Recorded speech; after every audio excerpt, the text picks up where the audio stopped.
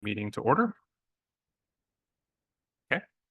In accordance with the requirements of the open meeting law, please be advised that this meeting is being recorded and broadcast over the Lunenburg Public Access channel and on Facebook Live on the Public Access Facebook page, and will be uploaded to the Lunenburg Access YouTube channel after the meeting. This meeting will be held in person at the location provided on this notice. Members of the public are welcome to attend this in-person meeting. Please note that while an option for remote attendance and/or participation is being provided as a courtesy to the public, the meeting will not be suspended or terminated if technological problems interrupt the virtual broadcast, unless otherwise required by law. Members of the public with particular interest in any specific item on this agenda should make plans for in-person versus virtual attendance accordingly. The following information is provided for members of the public that would like to participate in the meeting remotely. To participate remotely from a computer, please use the link below to join the public meeting webinar. From a telephone, dial the toll-free number 888-475-4499 and enter webinar ID 881-3627-4720. This agenda lists all the topics which may be discussed at the meeting and are those reasonably anticipated by the chair. Votes may be taken as a result of these discussion. Not all items listed may in fact be discussed, and other items not listed may also be brought up for discussion to the extent permitted by open meeting law. Would you please stand for the Pledge of Allegiance? Pledge of allegiance to the flag, the United States of America, and to the republic for which it stands, one nation, under God, indivisible, with liberty and justice for all. Are there any announcements tonight from the committee? Hearing none. Is there any public comment from the public? All right, seeing none. Any public comment from the committee this evening? All that I have is that Ms. Tavares will be not joining us this evening. She is away, but will be back very soon. Finance director report. Ezekiel, do you want to just kind of work this into when we get down to the quarterly financial report and the summary trial balance, or do you have anything specific for this evening separate from that? No, we can wait. I did send earlier the estimated cherry sheets for FY25 for the committee to review. I just want to make sure you receive that, and we can go over it at another time if needed. Okay, thank you. All right, so our agenda started off large and then got larger and then got larger still. So I'm hoping that we can keep this as quick as possible, and I am completely open to suggestions to skip topics and push things down the road a little bit as we see fit, depending upon how long some of these conversations go.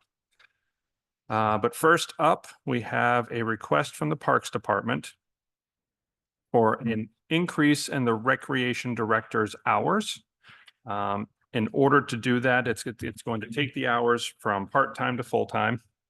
And in order for that to happen outside of town meeting, it requires approval by both the select board and the finance committee. So we have a number of documents for this. Jay was kind enough to get us the job description. And then we have also seen some information presented by the chair of the park committee, Anita, and we have Karen Menard here as well from Parks as well. So if you would like to come up and we can start this conversation. Karen Menard from the Parks Commission. First, just a couple of corrections there, Mr. Chair. It's actually not going to a full-time position. It's going from a 19-hour position to a 28-hour position. So it does bump her up into the benefits range, which is, I think, where some of the confusion. That's right. It's not full-time. I apologize. Right. That's just okay. benefited. That's okay. You're absolutely right. Yep. So what we are looking for tonight, and the select board discussed this on Tuesday night, is we would like to increase the recreation director's hours from 19 hours to the 28 hours. The budget, and have it be paid for out of our revolving account, which is where our money goes from programming and swim lessons and things like that. So the budgeted cost for the increase of hours and benefits is $13,338 in a salary increase, and $24,421.30 for the benefits, which should total $37,759.30. Although since I got these notes, I think I heard town manager say on Tuesday that it might be a little bit less than this. But that's what we're looking at right now coming out of that revolving account. And the way it would work is that would be for the remainder of this fiscal year, and we would have discussions with our interim town manager, finance committee, whoever else needs to be involved to determine if we're going to keep that for fiscal year 26. So just because we put it in place now doesn't mean it's this way forever. We can pull it back down if we find out that it's not working to our benefit. Thank you. I'll open it up to the committee for questions. Have a couple afterwards, but anyone want to go first? Has the rec director been made aware of all of the information that's been shared with us, including what's expected? Yes. Yep. And I spoke with her myself yesterday. Including what will be her new, what looks like will be a new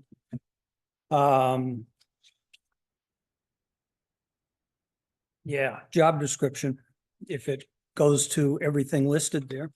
So I'm not sure it would necessarily be a large change in what she's actually doing now. So to give people an idea of what she's doing now, about 50% of her hours is spent doing munis work. It's putting through all of the invoices and payments, and that's not just for parks related, programming related things. It's for everything, even down at the like paying water bills for the Marshall Park and our other properties, electric bills, things like that. So right now, 50% is going to that. The remainder is going to programming, including, you know, the marketing of the programming and things like that. But it was glaringly obvious last week when we had to have 2 town residents, including myself, step forward because she's only here 3 days a week. And because of that, we had a camp last week on Tuesday and Thursday, and we don't just open the door and say, have at it and, you know, do your own thing. We'll check in with you on Friday. We check in with them every day, and we are there when somebody is there, when the children are coming and going from the town side. So that meant that somebody gave their day on Tuesday and then I gave my day on Thursday to make sure these were covered. And by bumping up her hours, especially in the, if we keep it for FY26, it means that she's going to be able to do it herself versus having to rely on us to do it. If anybody knows my track record, I set alarms to remind myself to do things. I was so afraid I was going to forget last week. So if I had forgotten, it just would have left everybody in a bind. So this would allow her to do some of that programming that she's already doing, but in a much more satisfactory manner. The other question I have is that this was identified as a critical need back during the budget season. Yes. Why wasn't this proposal brought forward then? I have no idea. This was not brought up by me. It was worked on by our previous chair and then our current chair, and our current chair just wasn't available to come tonight. So I got all of this. And to be honest with you, if I had thought it through back in January, this would have been the first thing that I had proposed, because I do feel that I believe that our recreation program can be self-sustaining, like many of our other communities, such as Sudbury. Sudbury is 100% self-sustaining. I think that we have the ability to get there. It's not where my brain was back in January when we discussed it as a commission to say, you know, let's fund it ourselves. So. Okay, lastly, and we're going to discuss this thoroughly, and you know what's coming next. Yep, I got it all ready. And Parks Commission addressed this in December of 2020. Yep. The minutes were 21, but it was actually. I think I had forwarded you 2 sets of minutes. So okay. do you want me to lead this so everybody has an idea of what we're talking about? They have it in front of them. Okay, perfect. Okay. So Parks Commission realized that the revolving fund that was created by town meeting for this purpose was really not the appropriate revolving fund to be, the funds to be deposited into and then drawn back out of. And we pretty much thoroughly researched it. And at the time, Kayla was our rec director and has asked her for some recommendations. And at the time, she said that we really should be using a revolving fund for Mass General Law, Chapter 44, 53E and a half. And the mechanics of that revolving fund would work perfectly for what we're doing and what we need to do going forward. One of the big issues is that now that we actually have successful programming up and running and the beach, excuse me, bringing in substantial revenue, there's too much money in that account the way it is set up right now under Mass General Law. And as of July 1, the balance in that account legally is $10,000. So to say that we can pull $34,000 out of it now, I have a problem with that as a finance committee member because it's directly against Mass General Law. So right now we have our revolving account is what they call a 53D. And Dave's right in all of this. The 53D allows for payment of part-time salaries. It allows for money to come in and out for our programming. But at the end of the fiscal year, we're supposed to have drawn that down to $10,000. Back in 2020, when Dave was on the Parks Commission with me, we had this discussion because our previous rec director actually came from the town of Sudbury. And we went back and forth with Karen Brochu. We talked with town manager. And at that time, it was sort of, well, why change it? This is how we've always done it. And they made an argument to not change it.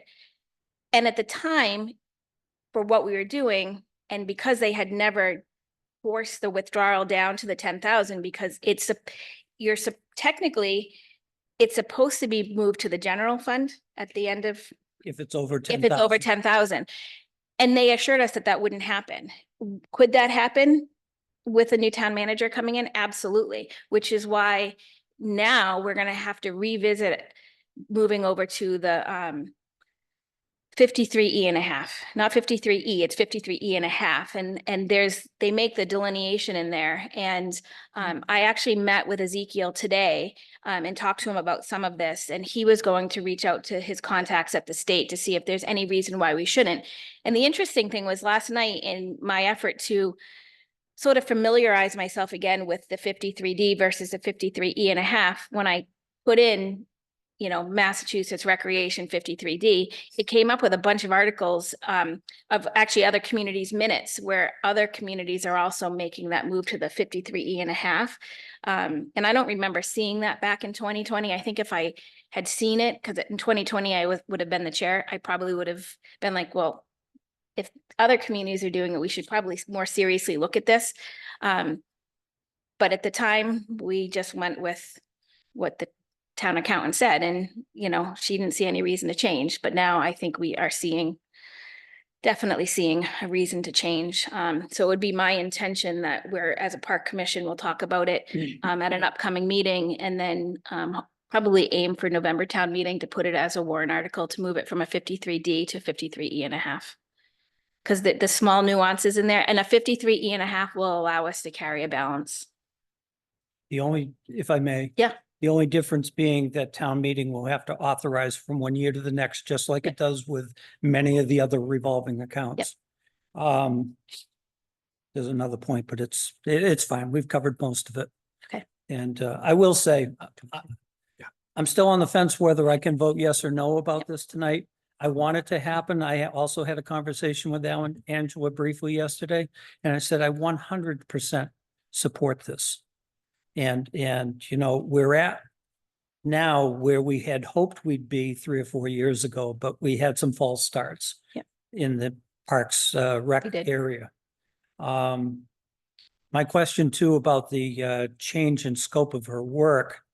I still have an issue with that statement at the end of the justification that she's going to be processing contractor invoices for the construction of Marshall Park. I do not believe that's appropriate at all. I equate that to, and this is not a project that's in the pipeline yet, but take the high school athletic fields and the bleachers. If they move forward with that, is the athletic director going to be processing the invoices for that? No, it's going to be the facilities director. So I just do not see that it's appropriate for that to be added on, especially where, and everybody needs to be aware that isn't. And Karen knows very well that Angela's already doing more than 19 hours of work a week. So the increase in productivity, if it's identified just on its merits, is not going to be as much as if she stuck to her 19 hours a week and did what she could in that time period. So I just want to caution everybody that don't expect that revenues are going to double and all this other stuff, because there's already work that she's doing that she's not getting paid for. And if it was me, I'd be putting this position, I'd be funding it differently, and I'd be moving it to full-time now, but this is step 2, and probably 26, 27 will be the time to move it with a little more history, move it to full-time. I just said my piece. Thank you. You know where to find me, Dave. I have so the current fund is under 50. 53D. And so in order to do what we need to do, it needs to be under 53E and a half. So, and as, I'm hoping if Ezekiel hears me say something wrong, he'll chime in. It's, No, I'm right here. okay, so from everything that I have researched, a 53D allows us to pay part-time salaries out of that account. And because this would still be part-time, it can be paid from there. What we're trying to fix so that we don't end up having to move money back to the general fund is to move from a 53D to a 53E and a half for November. You know, getting it on the warrant for November. That's where the big concern is, because Dave is absolutely right that legally that money could have been moved out of our account if the town had chosen to do it that way. They have left it this way. We have been over a $10,000 balance, I believe, since well before I Decades. started on the Parks Commission, and I think it's been 8 years. So they've never moved it, which was sort of the justification 4 years ago to just leave it alone. But now new faces means other things can happen, and I think we need to be within, you know, the legal requirements of the law on this one. So we would only be moving it to the 53E and a half. Number one, in case we are successful and we can move her to full-time, then we can pay a salary out of there. And then to safeguard any revenues that we've brought in that maybe we're earmarking for a project. Like we just did a lot of work at the beach house. And I can say that our revolving account right now has been paying salaries, partial salaries for our lifeguards at the town beach for many years. So we already have salaries moving out of that account and being paid for out of that account. This would just be this is a bigger salary line item. And One of, one other question I just yeah, had go ahead. is, Go ahead, Tom. is why why is this need to be done right now rather than during the normal budget process that we have? So this is just, we started this process in January. I don't know, again, I wasn't overly involved in the whole, you know, come up with the idea to pay for it out of this account, which does make sense. And it's just a discussion that our current chair had with our town manager. And then she was like, yeah, that's a good idea. And then the ball got rolling, I don't know, 10 days ago, 2 weeks ago, I don't know. So would our recreation program being changed if we don't do anything between now and, you know, next town meeting or May town meeting for fiscal year 26? No, it would just hold the status quo of where we're at. You know, it's holding the status quo, and we wouldn't be able to offer any additional programming. And there is concern, you know, I hear what Dave's saying on the whole Marshall Park processing of bills. Right now, it's my understanding that our rec director processes everything for Marshall Park. So it's sort of above my pay grade because I don't get involved in that kind of stuff. Could Chris Ruth take that over? Absolutely. There's other pieces to the puzzle, though. There's documentation that has to go in. We've secured a $500,000 grant. Everything's been signed on that. So we have an actual agreement with the state to receive this money. It's a reimbursement grant. There's documentation that has to go in on that too, that I believe Angela would also be responsible for completing. So it's more than just the paying of the bills type thing, but I think Chris Ruth and Angela need to iron that out.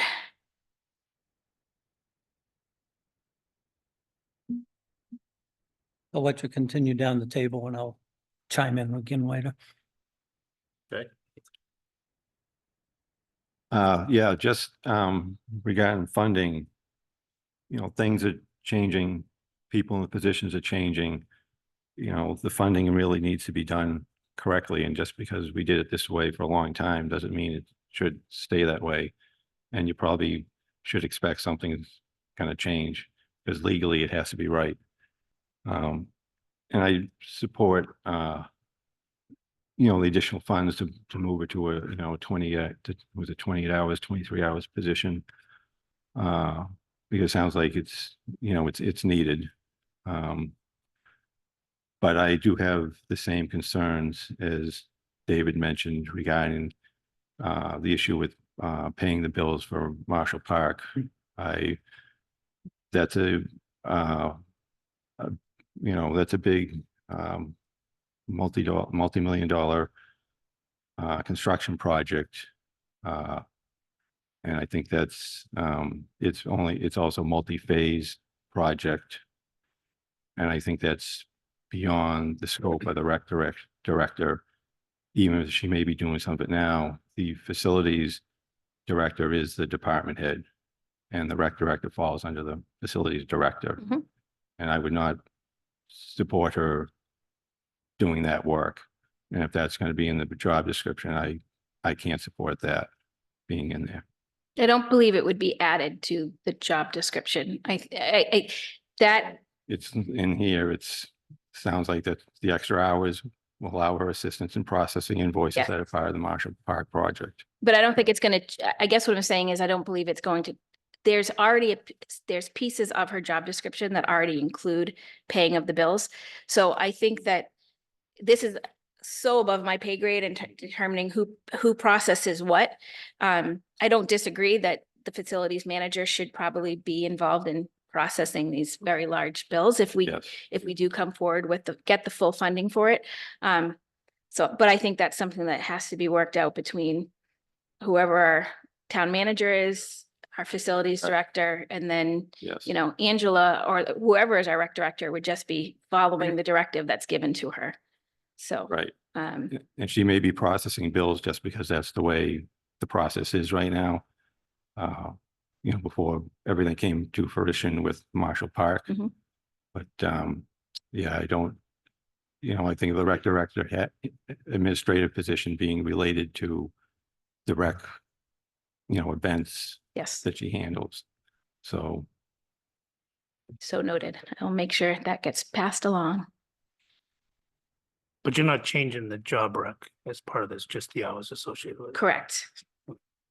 And just for the record, I had a lengthy set of discussions with the former chair of the Parks Commission on this one, and kind of brought it through the ringer related to, why not full-time and et cetera. So I do like the fact that this is becoming a self-sustained organization. I think it relieves pressures on the rest of the budget.